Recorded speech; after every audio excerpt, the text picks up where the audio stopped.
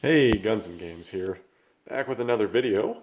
Today, in this video, I thought we would take a look at and kind of do a short overview and history of the Russian slash Soviet standard issue service handguns of basically, for the most part, most of the 20th century. So the 1900s. So that's what we're going to be doing here today. We're going to be spending some time looking at essentially just these three. When it comes down to Russian, Soviet sidearms, it's really these three are the main ones. There are some iterations of this one a little bit, and then there are some others at the tail end of the 1900s. But I don't have those because none of them are here basically in this country. So. Starting off from left to right, so the one on the furthest left is the oldest. This is the 1895 Nagant revolver.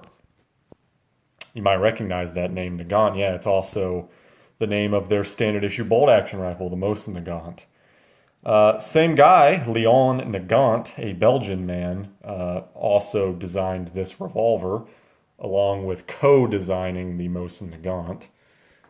The other half, Mosin was a Soviet general, or a Russian general at that time, I'm sorry, also had a hand in designing that rifle. But him and his brother actually designed this revolver way back in actually like the late 1870s.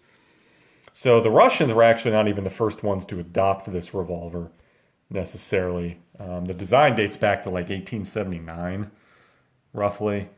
And in the early 1880s, the Norwegians and Swedes actually adopted what is effectively basically the same revolver, but in a different caliber. That was 7.5 Nagant.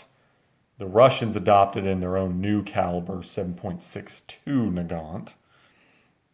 On top of that, I believe Poland and Greece also adopted the earlier version in the 7.5 caliber as well.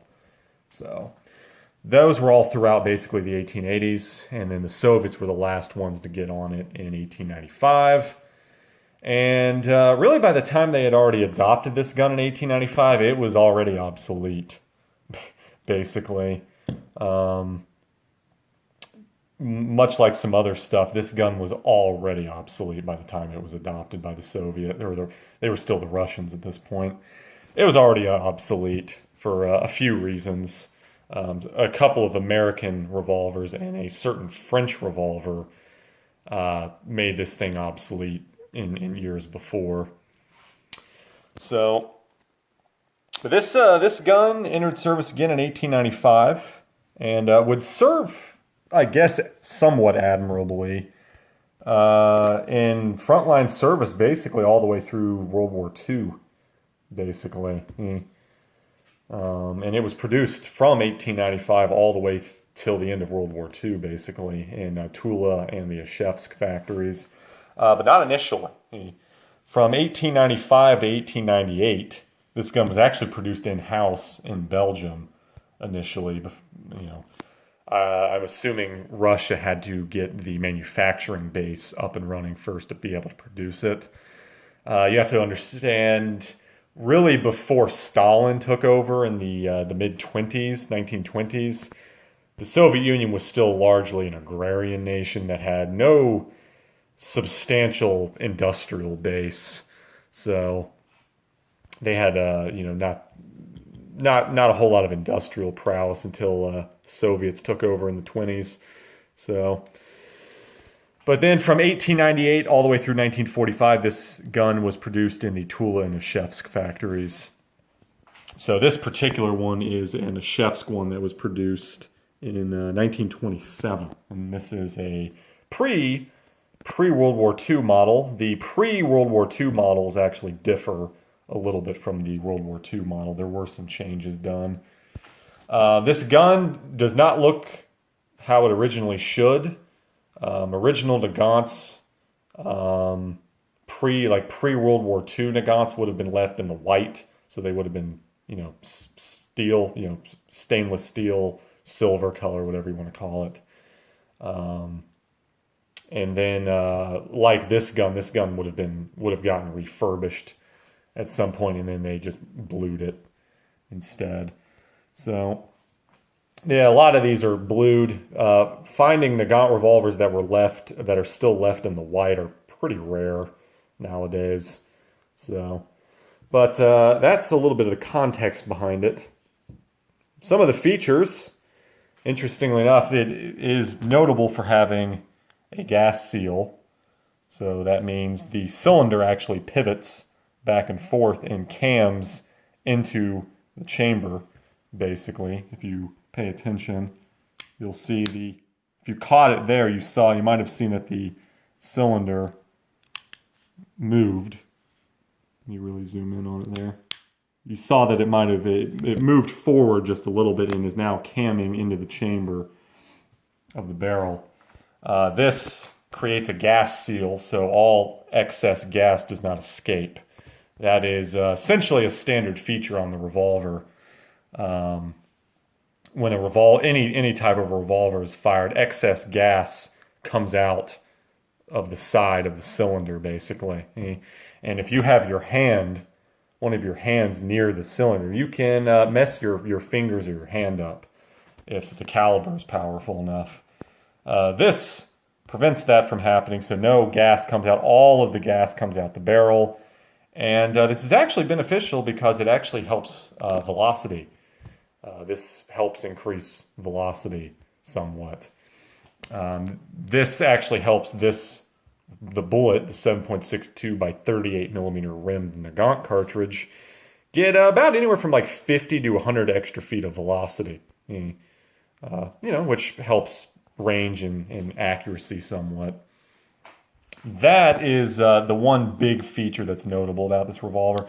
There really aren't any other revolvers out there that have ever been made that have this feature. Or the Nagant revolver and its other, Norwegian and Swedish and Greek and Polish iterations are the same. Makes it somewhat unique. This also means this is essentially the only revolver that you can also suppress, because all of that excess gas doesn't come out. And if it comes out of here, it's making noise and it's making a pop sound.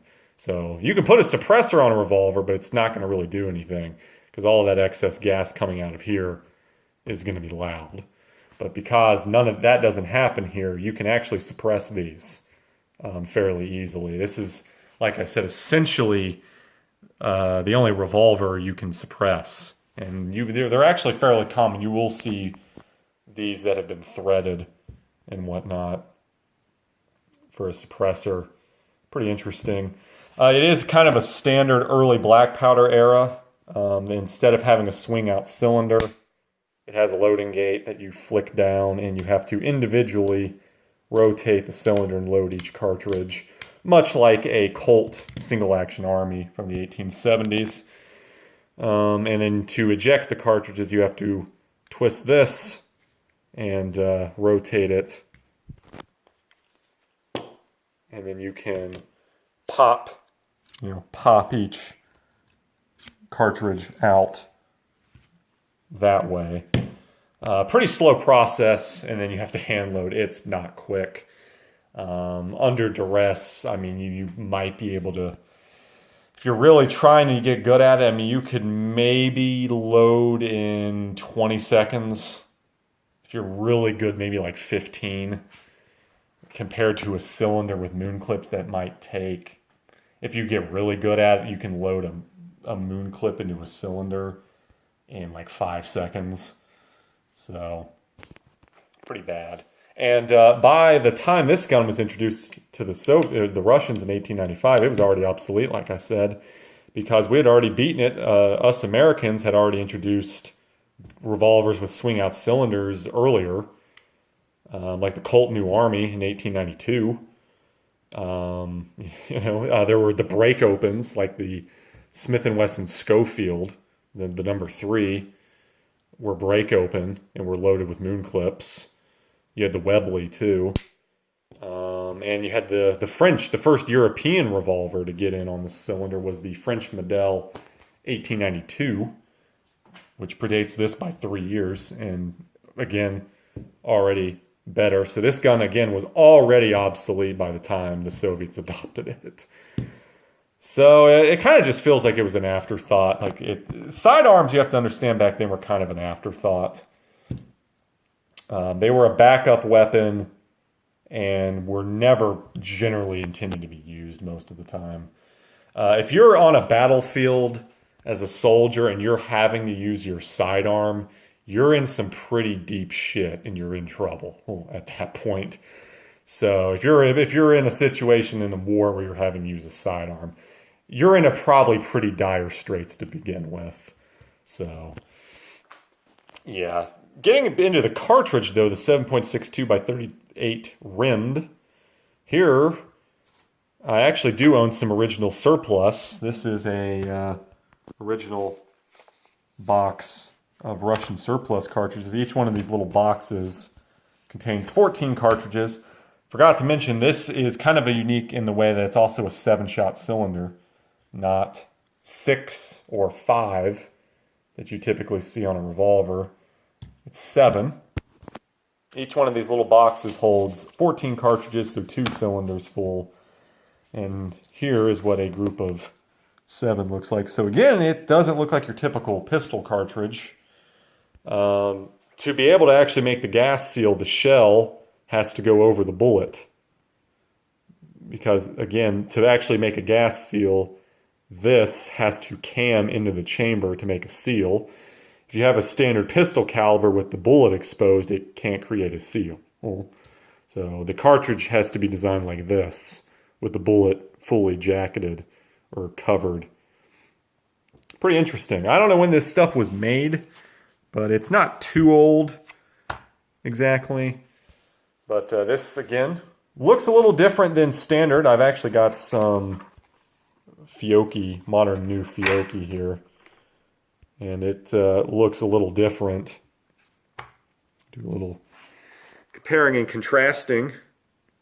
See, it doesn't, as you can see, the Nagant starts out and actually gets thinner as it goes down. This does not. So it stays the same thickness and then just crimps at the end. So, interesting. New commercial ammo for this is not very good.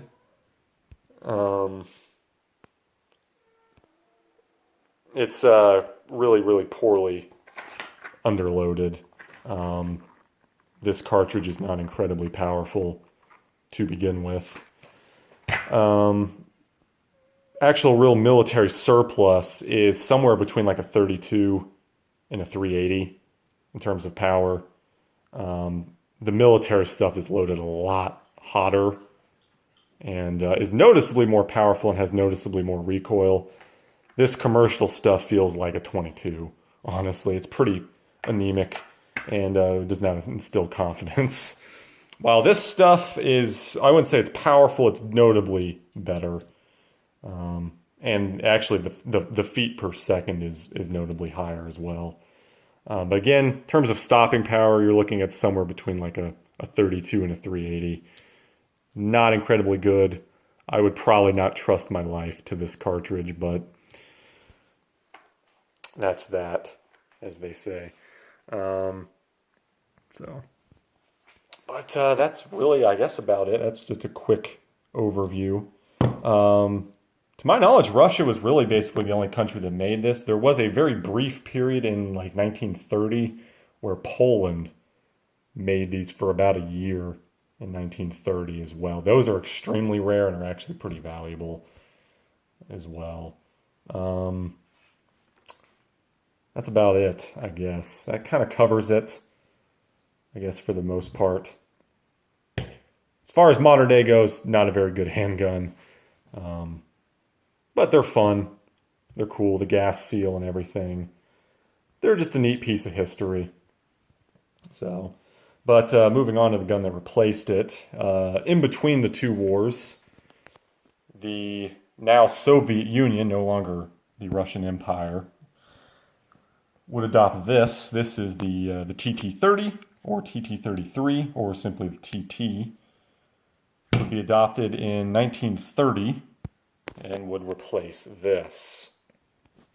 And would be produced basically into, at least in Russia, into the early 1950s. Production numbers are about the same for both. They both Russia ended up producing about 3 million of both.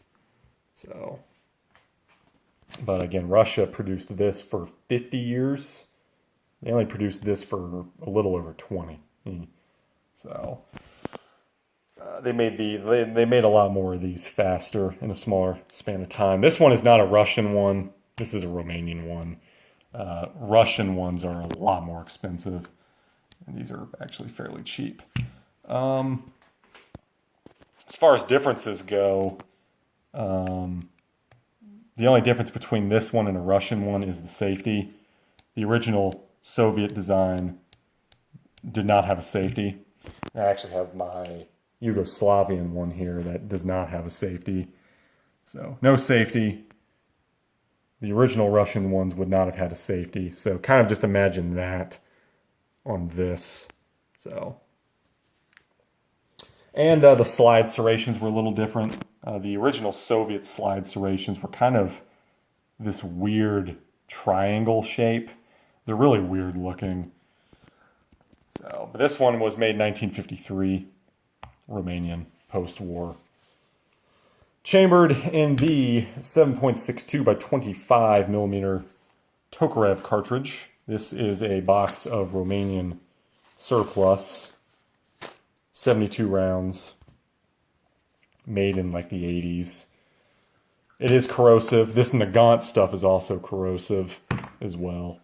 So, but that is this. You know, a single action only. So again, if the hammer is up, does not fire. Only fires if the hammer is cocked. Slide release as well. Designed by a man named Tokarev, who designed other notable guns like the SVT-40. Designed this as well. It's not really a true Russian design. It is essentially a copy of the Colt 1903/1911. More 1903 than 1911. But, yep. 8 rounds. Single stack. Pretty neat gun. And again, they made about 3 million of them. And again, like I said, might have covered in my Yugoslavian handgun video, you know, Yugoslavia, Serbia still makes these to this day in their own sort of brand and flavor. A lot of countries made these. Hungary, Romania, Poland, China.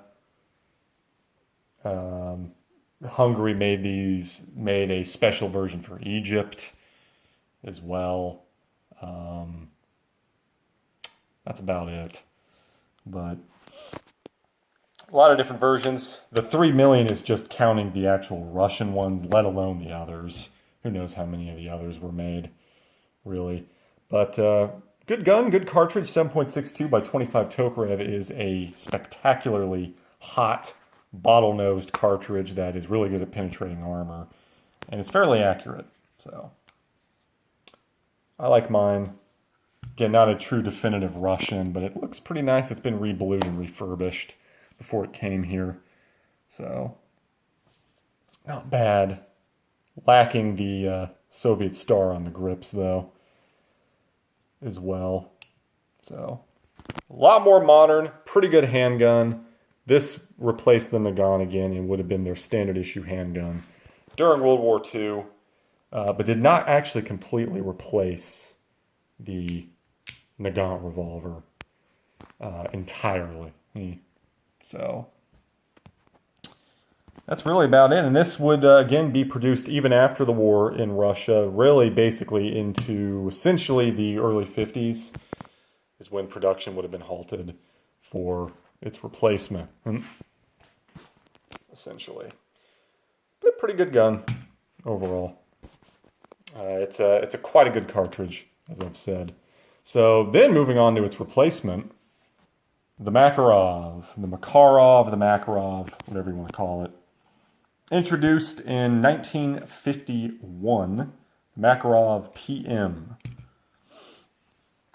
1951 and is in actually still being produced to this day and has kind of carried on.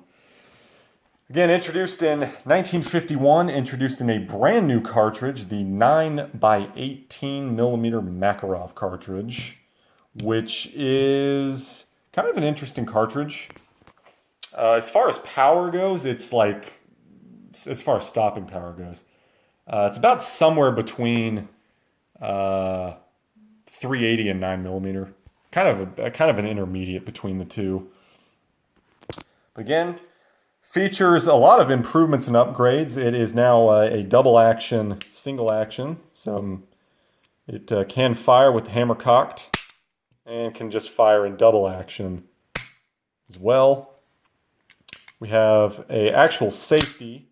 Not only is it a safety, it is a decocker safety as well. And a little bit of a different slide release. And it's overall just a lot smaller and lighter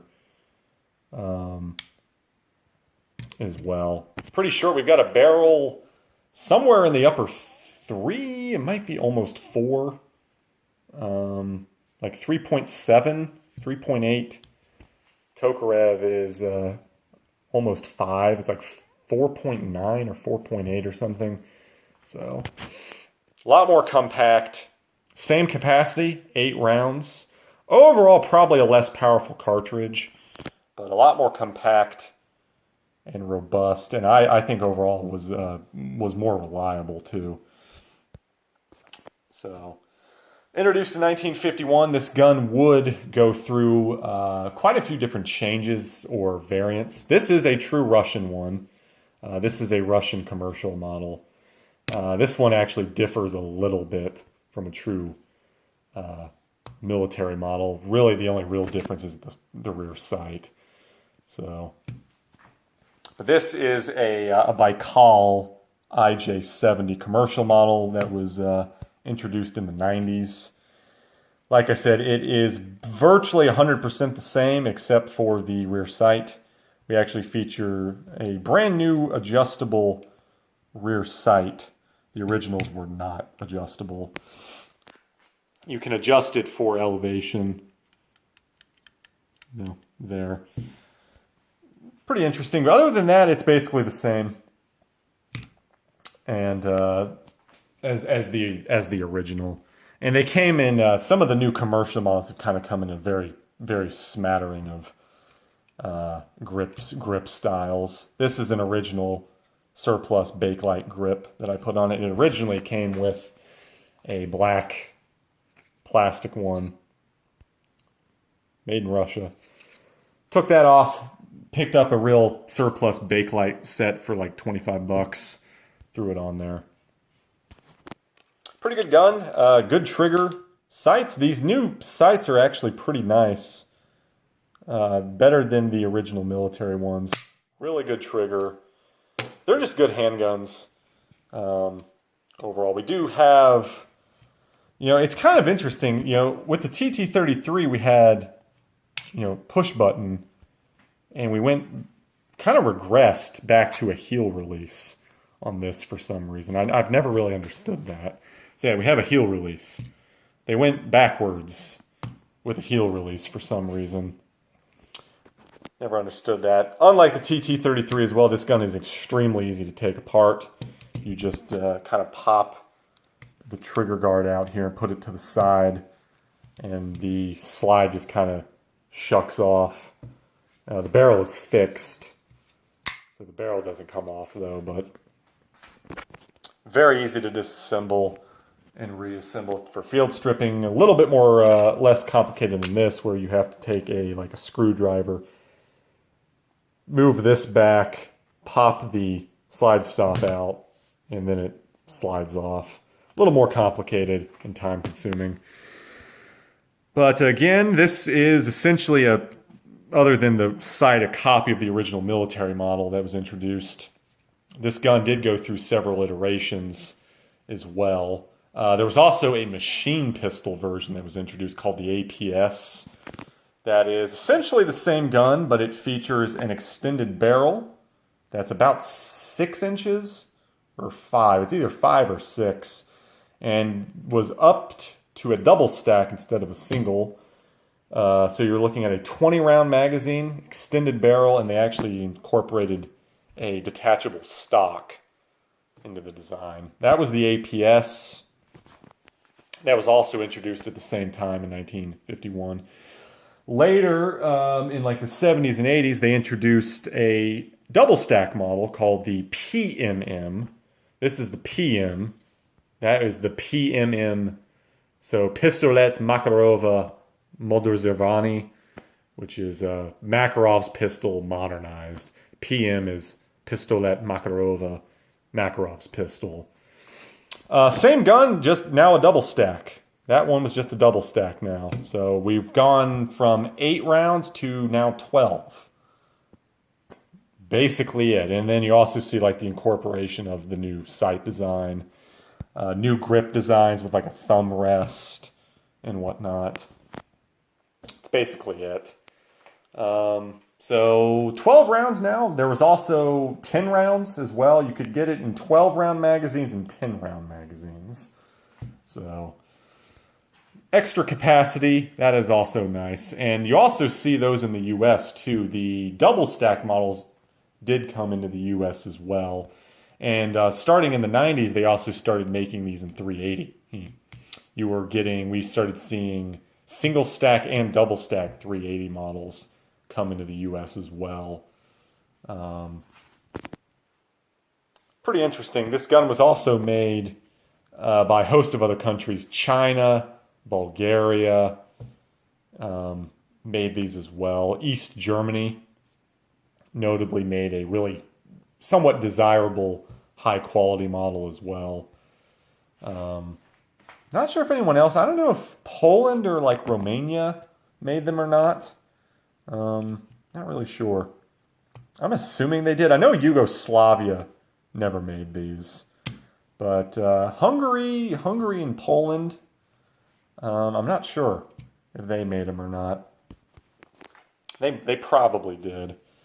So, and these are still in service to this day. The single stack versions are probably not for the most part. To my knowledge, I think the single stack model, at least military-wise, Russian military-wise, is pretty much not used anymore. But the double stack model is going strong still. I mean, they're still being made, and they're still, in a lot of areas, are still basically in standard service. Stuff like police might still use these, but not bad. 12 rounds, 12 rounds of Makarov, I would be perfectly fine with that. I would be totally comfortable and would trust my life to 12 rounds of Makarov. And such a small package too. This is fairly as far as full steel guns goes, pretty light and pretty small. 12 rounds, not bad. Even 8 rounds isn't bad either. Reliable, built like a tank as well. Not a lot of parts helps. These guns do not have a lot of parts. That helps with the reliability. Definitely, these are pretty reliable, but I would say it's more reliable than the TT. As far as other models go, that's about it. You had the commercial models, the IJs. You had like the IJ-17 and the IJ-8, IJ-70, 17H, 17, 18, 17H, 18H. The 17s were in 380. The 18s were in Makarov. The H models were double stack. It's basically the difference. Actual real military Russian models are very hard to come by in this country. Basically, if you're going to find a Russian Makarov, it's going to be one of the commercial ones. There are a lot of Bulgarian ones in the country, though. Now, those are legitimately military models. There's a lot of them in the country. There's a pretty decent amount of East Germans, too. Chinese ones, I've never seen one, but I do know they are here. I don't know how many. China only imported them for a very short time, from like 90 to 94, when Chinese weapons were banned in '94. So China didn't get to import them for very long. So they're here, but there's not very many of them. East Germany, I don't think imported them for very long either. Or, you know, and they might not have even imported them all. We might not have actually gotten East German ones till after they broke up and became Germany again. Then we got them. I'm not really sure. But Bulgarians are quickly becoming like the most common ones now in America and the cheapest. But a lot of these Russian ones, particularly the single stack commercial ones like this one, are pretty cheap too. I paid like $250 a couple of years ago, and I got 2 magazines and a holster and a cleaning rod and a tool. And speaking of that, let me actually show you it. That's the original holster, cleaning rod, and I got a little multi-tool. This is basically a screwdriver. Use it to take your grip off, and you can also use it to adjust your sight. And I would assume using the screwdriver part to further finely take apart some of the finer bits of the internals. You don't need this for a field strip. And again, like I said, I got 2 magazines as well. So $250 for all of that, not bad. I also paid $250 for this a couple of years ago. Same deal. 2 magazines, holster, and a cleaning rod. And I think I also paid $250 for my Nagant a couple of years ago. I got the revolver, holster, cleaning rod. I think I paid $250 for all 3 of them a couple of years ago. So, and you know, now I also have an extra grip for it as well. So that's about going to probably do it again. Makarov's overall, I think, my favorite. As far as like Cold War handguns go, I mean, it doesn't really get better than the Makarov. You know. Now there are some other Makarov chambered handguns out there I think that are superior. The Czechs stumbled upon a design they made in the '80s called the CZ82. I think that's probably a superior gun to this at least. But if I could get my hands on a double stack one, it's probably on even footing. Fantastic gun, built like a tank. The Bulgarians have kind of been flooding the market with these lately. And you can get a Bulgarian one for under $300 still. So, you know, and classic and others, you know, the other various, you know, Yugoslavian ones like that are, you know, $219 is what I paid for this. So $219 for the 9-shot Yugoslavian one that's a little different. We don't get Nagants anymore. Because Russia's banned from import. So we're not getting any Russian handguns anymore. But Romanians and Yugoslavians and Polish ones of these still get these. And Bulgarian Makarovs we still get. So, but that's going to about do it. Just kind of a short one, 30-minute video. Covering these guns. Recommend you go pick them up if you're a collector like me. That's going to about do it. Hope this was informational. I am Guns and Games, and I will see you in the next one.